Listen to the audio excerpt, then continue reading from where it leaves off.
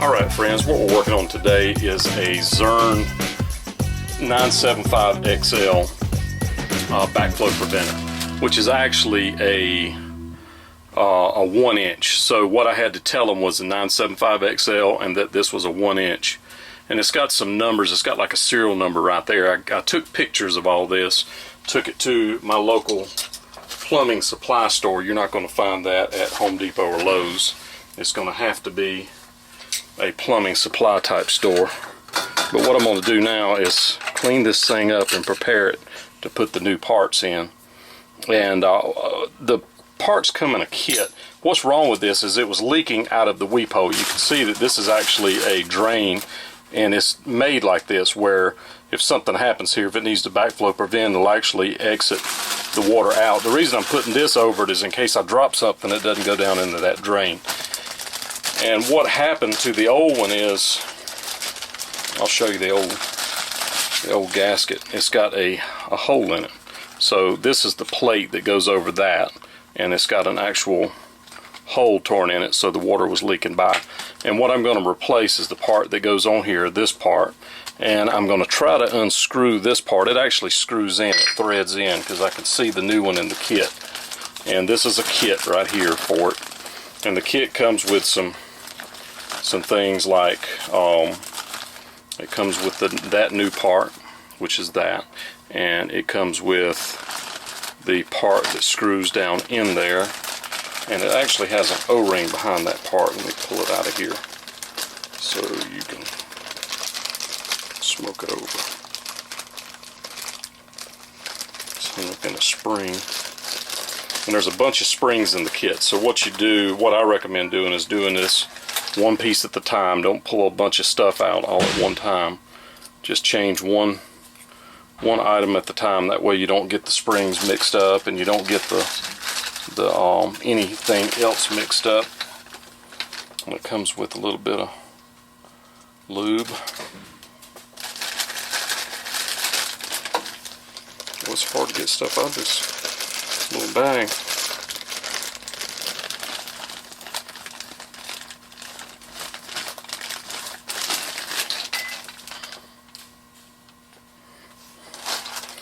So you've got this part right here. You've got, which is going to be new, this is the little cage that goes up in there, and then it's got an O-ring that goes on the little cage right there. You can see that. Okay, so a couple of things you're up against is you've got to get this clean, but it's hard to clean it because you don't have any water. So what I've got is like a one of those sponges that scours on one side. I've got a one of those things that you use for what do they call that? It's just that sponge that cleans so well. I've got a toothbrush and I've got a bottle of water. So those things are going to help. And what I'm going to do is inspect this thing. You can see it's threaded. And it is threaded righty-tighty, lefty-loosey. So I should be able to take my pair of pliers and just stick it in here and start turning it out. If that won't come out, that's going to be a bit of a el problemo. Different things. I was talking about this piece right here, and you can see this is the new piece. The old piece is up in there, and it's actually threaded. So the way I'm going to get that out is I found a wrench. You can see that if you look up inside here, it's got little ledges in there, and I found a wrench that the edges of it will fit up in there. This particular one is a 5/16. So what I did was I took my 5/16 wrench, stuck it up inside there, and used a screwdriver to start it. Once you start it, you get it loose, it's easy to unscrew. You just simply thread it right out, just like that right there. So that's the old one. Now I'm going to thread the new one back in. I'm going to take some paper towels. I've kind of washed this out off camera to save some time, but I'm going to clean it. I've taken my sponges and scrubbed it a little bit and done some stuff. Put my O-ring on there. There's a little O-ring right there. You stick it up in here and screw it into place. Don't over tighten it, just finger tighten it like that. Now I'm going to take this part right here, and what I'm doing is using a bottle of water, and I'm using a toothbrush. I'm scrubbing this part out, I'm scrubbing this part. I'm taking my sponge and cleaning this and scrubbing it and breaking all the stuff loose and getting it clean. And so I have done that. And so I've cleaned that out. What I'm going to do is flush it with my bottle of water. I'm going to take it and dry it out. Got her nice and clean, ready to go. So my new part, what I did was I went ahead and found all my new parts. There's 3 springs in the kit. Let me show you this. And they're different weights. So you got to make sure there's one short one, and that's the one that goes here. And then there's a thicker one and a longer one, and then there's a thinner one and a shorter one. So if you replace these 2 valves, make sure that when you pull the old one out, you put the right one back in. Don't get them mixed up. So when you're looking at this part right here, this actually goes into there, and that's what moves it. But there is an O-ring here. So what I've got to do is I've got to put a little bit of slickum on that part right there. So all I'm going to do is just push just a little bit out, and I'm going to slink it around. And the other thing I'm going to do is put I'm going to show you that you've got to line that hole up. You see there's a hole right there. So when you push this into here, you've got to make sure that you've got that hole lined up. And that hole is at the top right here.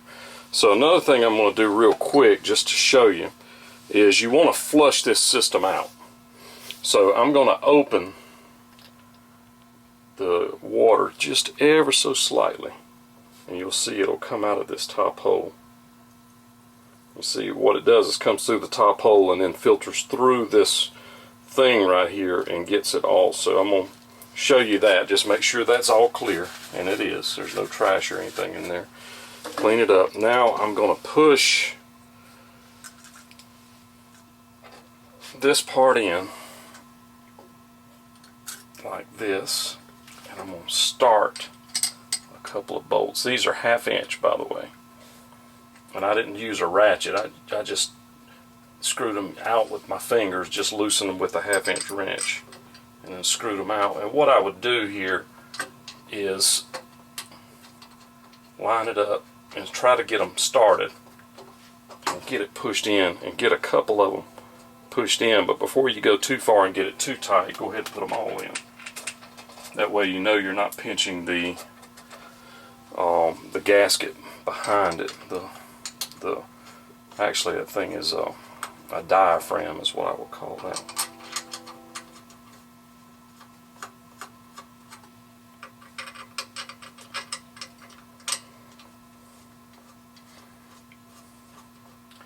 And I'm going to go ahead and change the other pieces, just so because I have them for the kit.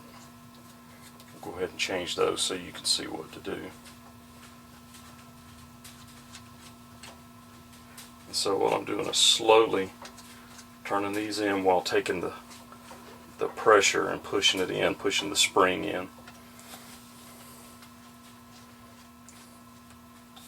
And once you get it kind of bumped up, then I'm going to take my 1/2 inch wrench and I'm going to do it in a cross pattern. There, there,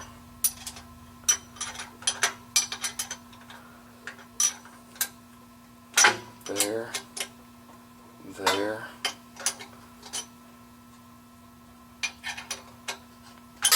there. And these things don't have to be crazy tight, you just want them snug.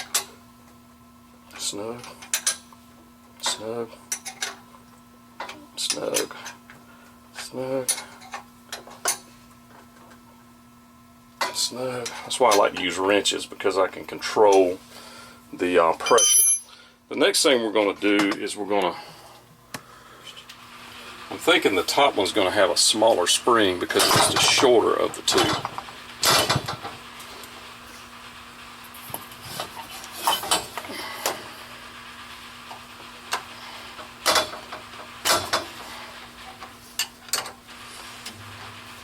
But these things are spring loaded, so don't let the caps fly off and the stuff fly everywhere.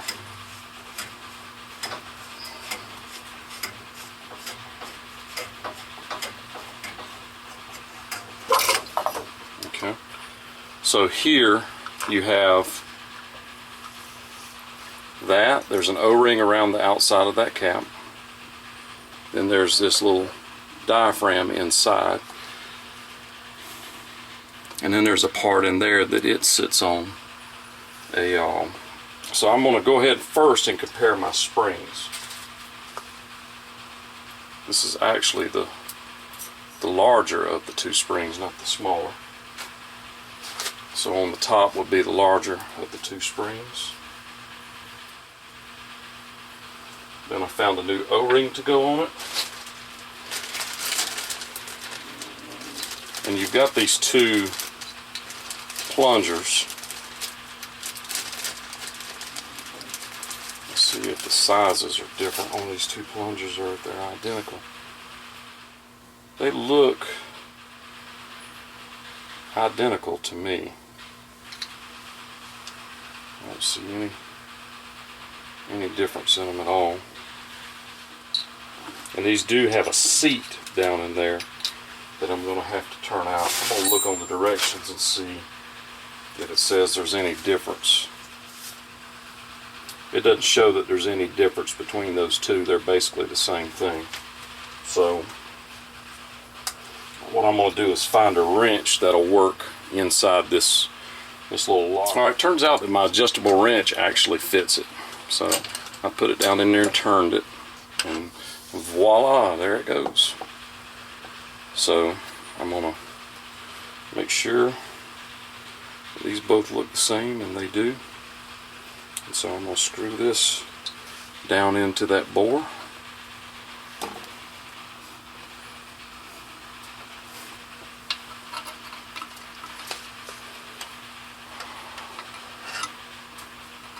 Get it started with my fingers. Alright, so I started it with my fingers. Now I'm going to just take my wrench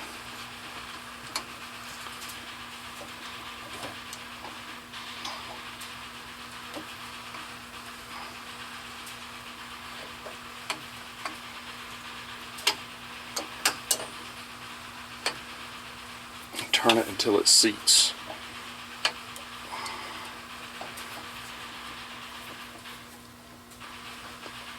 Alright,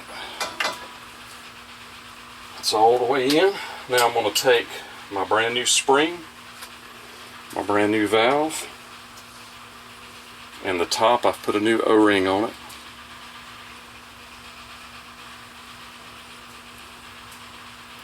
So I'm going to put a little bit of lube on this part right here.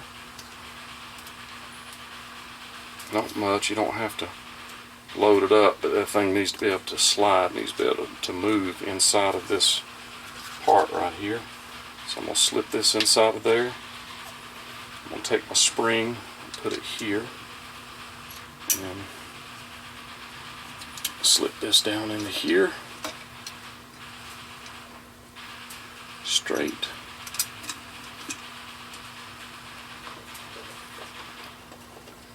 And put this back on.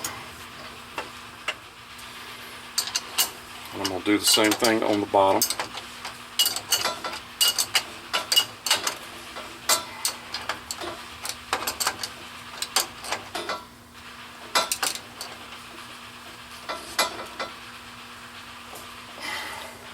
So the biggest thing is, it doesn't matter if your backflow preventer looks like this one or if it's another brand. Just pay attention to what comes out so you know what to put back in. You got to be real cognizant of the parts that you take out so you can put the right parts back in. So what I'm saying is, you've got to be able to discern the difference between different types of springs, links, and different kinds of parts. And of course, this is in a big industrial building, so it's in an application where See, I've got this. I'm going to compare this to this spring, and voila, it looks like that spring, so that is correct. So there's the old parts. I'm going to take the old seat out by using my wrench, and to break it loose, what I had to do was take a wrench and stick it up in here to get me some turning power, some extra strength, and it's not hard to turn like that to get the ball rolling, and then you can pretty much turn it out by hand at that point once you get it going. There she is. Boom.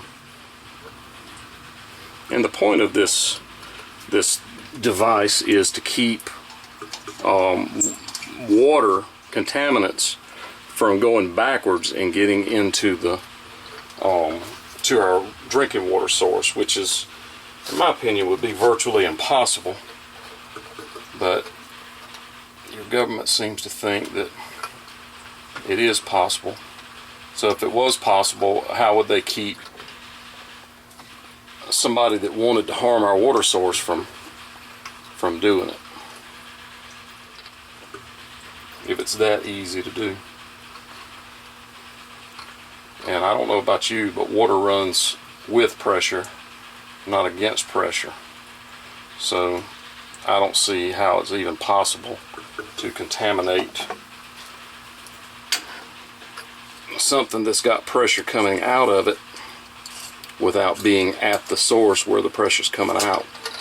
And I'm not a rocket scientist by any means, but I do understand water pressure.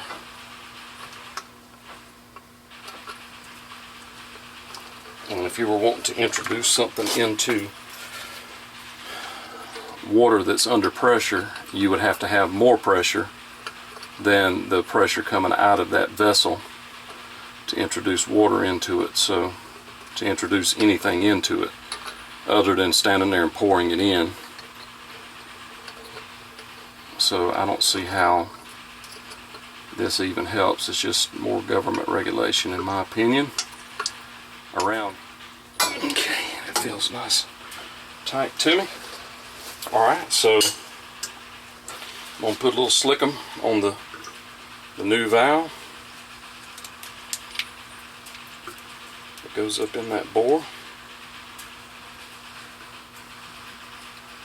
I'm going to put a little, put a new O-ring on the old cap. So I got a fresh O-ring on there. I'm going to stick this part in here and make sure that it moves freely, and it does. Now I'm going to take my brand new spring, put it between the two, and I'm going to install it. And I've heard people tell me that this is really hard to rebuild and make it pass. I don't understand why. There may be something that is an ancient Chinese secret, but if there is, I'm not aware of it. I mean, it's pretty much like anything. I've built automatic and manual transmissions and that are quite complicated. There's not much to this in comparison to an automatic transmission. Alright, so a lot of people don't know that the proper way to start this thing up is it has valves at both ends. You got an inlet and an outlet. Okay, so what you're supposed to do here is you're supposed to turn your water pressure on, and you're supposed to slowly bleed the pressure side, so the water's going that way. So just know that this is the side that I put this part on is the pressure side, so the water's going to flow through it that direction. So you're supposed to slowly bleed this on, and you're probably going to get some water out right here to start with as it pressurizes. So what I'm doing is slowly bleeding the pressure on. And like I say, if you do that, you should get a little bit of water out of here. Now, once that thing's pressurized, you can turn the other side on. And we're going to get a drip a little bit out of here. I'm going to turn this on. I hear the water going through it. It's filling the toilets and all that kind of stuff. So that is the basics, ladies and gents. This particular one is a Zurn brand, Zurn Wilkins, model 975XL, but it also works for 950XL, and it'll work for other styles if you need them.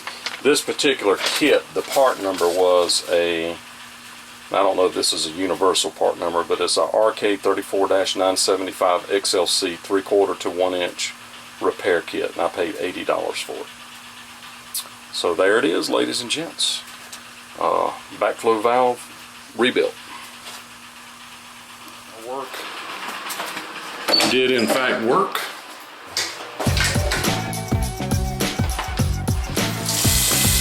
Boom, there it is.